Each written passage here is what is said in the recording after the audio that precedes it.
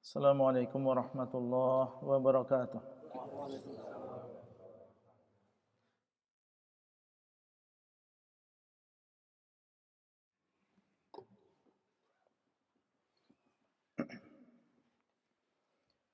Alhamdulillah, alhamdulillahilladzi adhara lil khalqi ajaiba qudratihi wa aqama fil afaqi syawahida hikmatihi.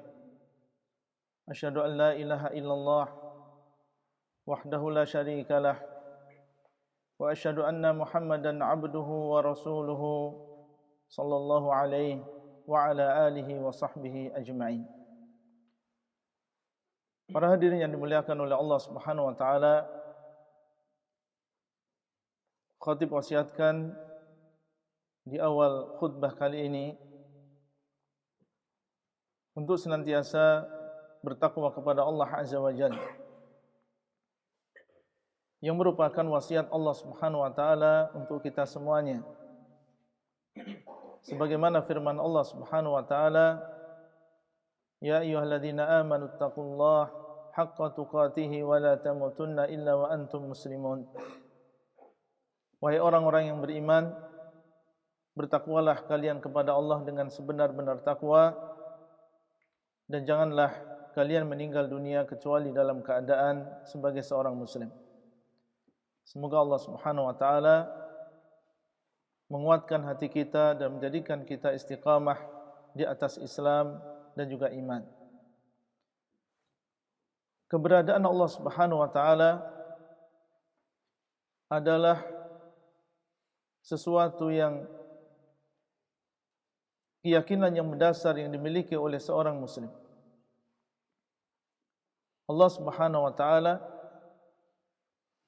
telah menjadikan di sana bukti-bukti yang nyata yang menunjukkan bahwasanya Allah Subhanahu wa taala mawjud, bahwasanya Allah Subhanahu wa taala ada.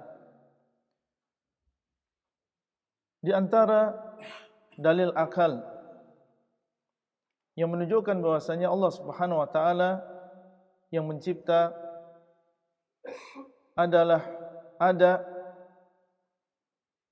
argumen yang sering dipakai oleh semua orang, ilmuwan maupun yang lain, yang dinamakan dengan argumen sebab dan juga akibat, yang dinamakan dengan argumen kausalitas, di mana segala sesuatu pasti ada sebabnya. Masjid yang sekarang kita pakai, meskipun kita tidak tahu siapa yang membangunnya, kapan dibangunnya, tapi adanya masjid ini, adanya bangunan ini dalam keadaan kokoh, kita yakin, seyakin-yakinnya, dan semua kita sepakat bahwa dia ada yang membangunnya. Jam yang kita pakai untuk menunjukkan waktu, meskipun kita tidak tahu di mana dibuat, kapan dibuat, tapi kita yakin bahwasanya jam ini memiliki penciptanya. Ada orang yang membuatnya. Kalau perkara-perkara yang remeh seperti jam, HP, bolpen, baju yang kita pakai, gedung yang kita gunakan, kita yakin bahwasanya ini semua pasti memiliki pembuatnya. Lalu bagaimana dengan alam semesta yang demikian besarnya, demikian agungnya? Pasti dia memiliki pencipta. Tidak mungkin dia menciptakan dirinya sendiri atau tercipta begitu saja. Di zaman Al-Imam Abu Hanifah rahimahullah, ada seorang ateis. Kemudian orang ateis ini mengajak Al-Imam Abu Hanifah untuk berdebat. Maka diumumkanlah perdebatan tersebut datanglah manusia dan di waktu yang sudah ditentukan ternyata Al-Imam Abu Hanifah terlambat. Maka dengan nada mengejek, orang ateis ini mengatakan, lihat, orang yang katanya imam di antara kalian, orang yang cerdas, orang yang pintar, ternyata dia takut untuk berdebat dengan saya. Tidak lama kemudian datanglah Al-Imam Abu Hanifah. Kemudian ditanya, kenapa engkau terlambat? Akhirnya dia pun menceritakan bahwasanya tadi ketika saya ke sini melewati sebuah sungai dan saya tidak punya perahu untuk melewatinya. Namun tiba-tiba ada pohon yang tumbang. Kemudian dia terpotong-potong dengan sendirinya. Kemudian potongan-potongan tadi bergerak, berkumpul, akhirnya terbentuklah sebuah perahu dan saya pun menyeberangi sungai tersebut dengan perahu tadi. Kemudian saya datang ke sini. Maka laki-laki yang merupakan ateis ini, dia tertawa, terbahak-bahak dan mengatakan, ini sesuatu yang tidak mungkin. Kamu sedang berkhayal, kamu bohong, kamu mengada-ngada. Bagaimana perahu bisa terjadi dengan sendirinya? Bagaimana dia bisa terbentuk dengan sendirinya? Maka Al-Imam Abu Hanifah rahimahullah, dan beliau memang dikenal dengan kecerdasannya, mengatakan, kalau sesuatu yang kecil saja, sebuah perahu, kamu mengingkari, tidak mungkin perahu tersebut terjadi dengan sendirinya, lalu bagaimana engkau mengingkari Tuhan yang telah menciptakan alam semesta? Maka terdiamlah orang ateis tadi, dan ada yang mengatakan dia masuk ke dalam agama Islam. Ini adalah di antara argumen yang merupakan dalil-dalil akal yang menunjukkan bahwasanya Allah Subhanahu wa taala ada. Dan di antara argumen tersebut, apa yang mereka namakan dengan argumen keteraturan atau teleologis. Dan ini juga dipakai oleh para ilmuwan, baik mereka adalah orang Islam maupun di luar orang Islam. Mereka mengatakan bahwasanya yang namanya keteraturan menunjukkan tentang adanya yang mengatur. Dan kalau kita perhatikan alam semesta yang ada di atas maupun yang ada di bawah, kita melihat keteraturan yang luar biasa. Keteraturan yang demikian sempurnanya. Antum insyaallah pernah mempelajari dahulu ketika sekolah tentang sistem tata surya, matahari dan juga planet-planet yang mengitarinya. Bagaimana planet-planet tersebut berputar dengan kecepatan yang tetap, dengan orbit yang tetap, dengan arah yang tetap. Allah Subhanahu wa taala dialah yang menjadikan itu semua teratur sehingga tidak saling bertabrakan satu dengan yang lain. Dan masing-masing dari planet tersebut Allah Subhanahu wa taala jadikan berputar, berotasi. Sehingga di bumi kita, di planet kita, kita merasakan siang dan malam. Dan ketika bumi berevolusi mengelilingi matahari, maka kita merasakan perubahan musim yang dengan teratur kita rasakan. Musim dingin, setelah itu musim semi, kemudian musim panas, musim gugur. Allah SWT jadikan musim-musim tersebut teratur, dan sehingga dengan demikian manusia bisa memperkirakan, mempersiapkan apa yang harus dia siapkan ketika musim dingin, apa yang harus ditanam, apa yang harus dipersiapkan untuk menghadapi berbagai musim tersebut.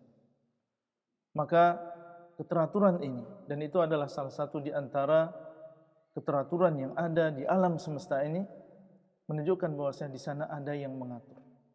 Itu bukan sesuatu yang terjadi dengan sendirinya. Allah Subhanahu wa taala mengatakan, am khuliqu min ghairi syai'in am humul khaliqun? Apakah mereka diciptakan dengan tanpa ada sesuatu, ataukah mereka yang menciptakan diri mereka sendiri? Dua perkara yang tidak mungkin terjadi dan tidak ada kemungkinan kecuali kemungkinan yang ketiga, yaitu Allah Subhanahu wa taala dialah yang menciptakan alam semesta. Aqulu qawli hadza wa astaghfirullah li wa lakum wa astaghfiruhu innahu huwal ghafurur rahim.